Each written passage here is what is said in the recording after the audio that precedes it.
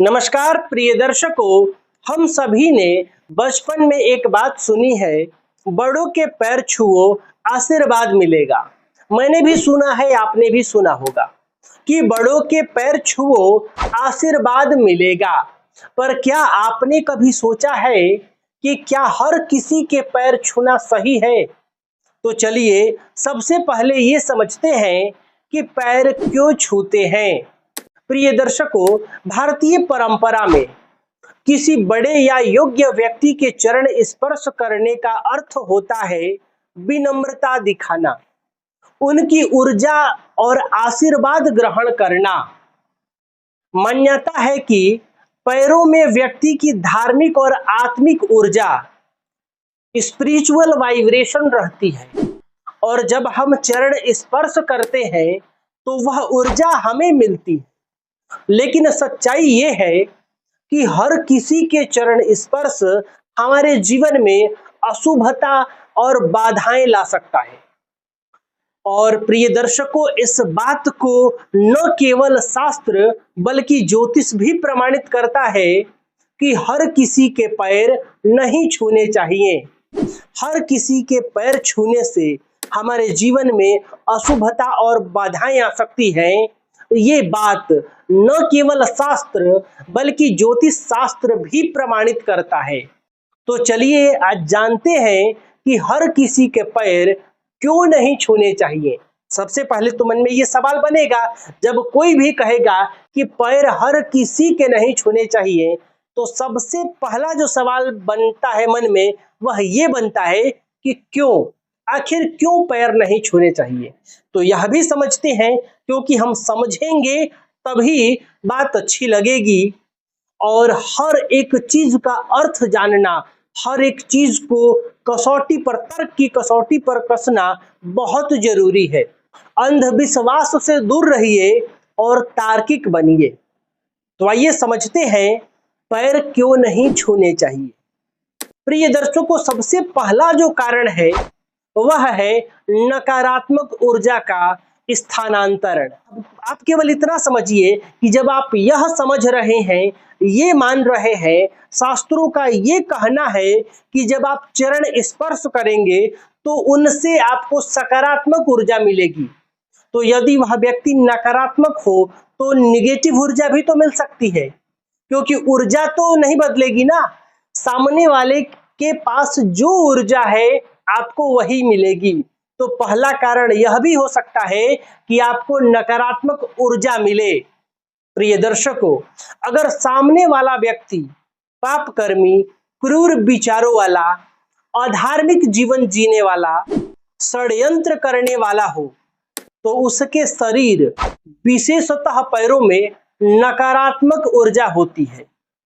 ऐसा व्यक्ति जो आपके लिए नकारात्मक विचार रखता हो, वो छोड़ दीजिए कि वो व्यक्ति ही नकारात्मक है, ऐसा भी व्यक्ति जो आपके लिए भी नकारात्मक विचार रखता हो, आपसे द्वेष करने वाला हो, शत्रु भाव रखता हो, या फिर आपका अमंगल चाहने वाला हो, छद्मवेशी हो, छली कपटी हो अथवा दुराचारी हो, तो यदि ऐसे व्यक्ति के चरण छुए जाएं तो यह नकारात्मक ऊर्जा हमारे ऊर्जा क्षेत्र यानी ऑरा में प्रवेश कर सकती है और जीवन में समस्याएं, मानसिक अशांति, निर्णयों में भ्रम, स्वास्थ्य संबंधित परेशानियां पैदा कर सकती। नंबर 2, यदि इसे ज्योतिषीय दृष्टिकोण से समझें तो ग्रहों की ऊर्जा का हस्तांतरण। ज्योतिष के अनुसार हर व्यक्ति की कुंडली में ग्रहों की स्थिति उसके शरीर और स्पर्श में दिखाई देती है। जब किसी व्यक्ति की कुंडली में राहु, केतु या शनि जैसे क्रूर और अशुभ ग्रह नकारात्मक प्रभाव में होते हैं, तो उस व्यक्ति के स्पर्श में भी वह नकारात्मकता और नकारात्मक ऊर्जा समाहित हो जाती है। यदि ऐसे व्यक्ति के चरण स्पर्श किए जाएं तो उनकी दोष युक्त ऊर्जा हमारे शरीर और मन पर असर डाल सकती है, जिससे मानसिक तनाव, भ्रम, निर्णय में चूक, ये सब अचानक बढ़ सकते हैं।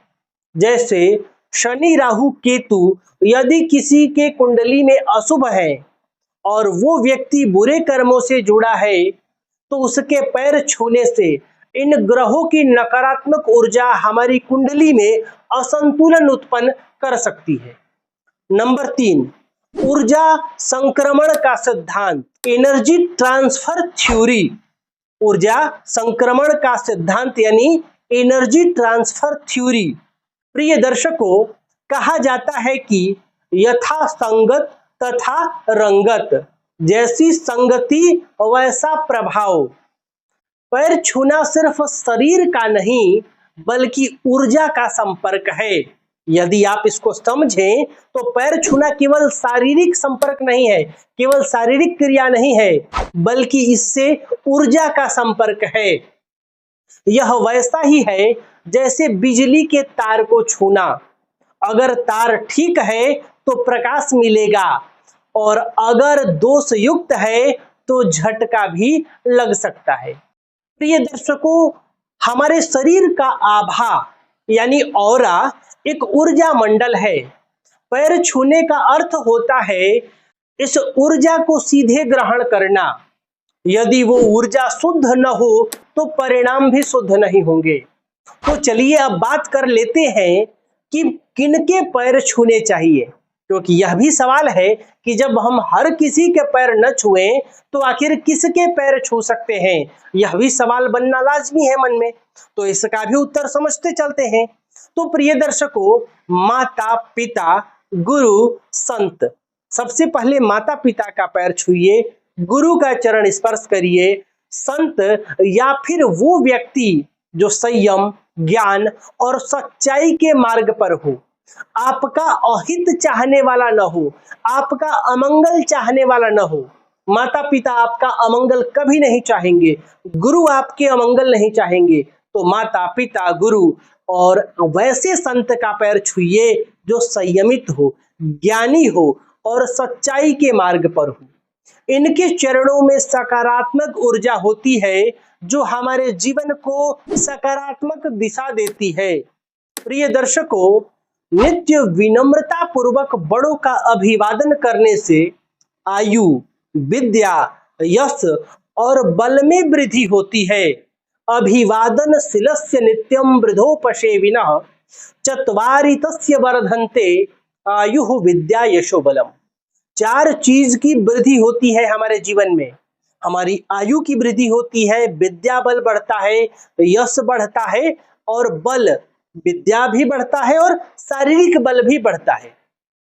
ये 4 चीज कब मिलता है? जब हम अभिवादन करते हैं विनम्रता पूर्वक। अभिवादन शिलस्य नित्यम वृद्धोपसेविनः चत्वारि तस्य वर्धन्ते आयुर्विद्या यशो बलम। आपकी आयु भी बढ़ जाएगी, आपका विद्या बढ़ेगा, आपका चहुओर यश बढ़ेगा और आप में बल वृद्धि भी होगी। कब? जब आप अभिवादन करेंगे। लेकिन चरण स्पर्श करने से पहले एक बार मन में ये विचार जरूर करें कि किसका पैर छूना चाहिए, किसका नहीं, क्योंकि हर किसी के पैर नहीं छूने चाहिए। यह केवल सामाजिक शिष्टाचार नहीं बल्कि ऊर्जा और ज्योतिषीय संतुलन का सिद्धांत है। चरण वही स्पर्श करें जिसमें तप, सत्कर्म और शुभ ग्रहों का प्रभाव हो, वरना अनजाने में आप अपने जीवन में संकट को न्योता दे सकते हैं। प्रिय दर्शकों, आशीर्वाद तभी फलदायी होता है जब वह योग्य हाथों से मिले।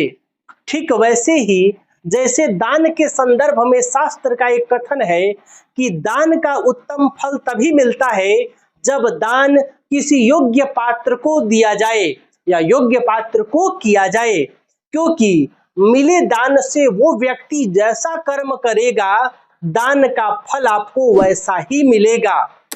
हालांकि दान के संदर्भ में मैं आगे आपको आने वाले दिनों में विस्तार से बताऊंगा। आज आप केवल इतना याद रखें, चरण वही छुएं जिनमें चरित्र हो, तप हो और शुभ ग्रहों की छाया हो। अन्यथा पैर तो आप छू रहे होंगे लेकिन संकट भी साथ ला रहे होंगे। तो प्रिय दर्शकों, मैं उम्मीद कर रहा हूं कि आप यह समझ गए होंगे कि चरण स्पर्श करने से क्या लाभ होता है और क्यों हर किसी का चरण स्पर्श नहीं करना चाहिए। तो प्रिय दर्शकों, आज के लिए बस इतना ही। तब तक के लिए हमें अनुमति दीजिए। नमस्कार।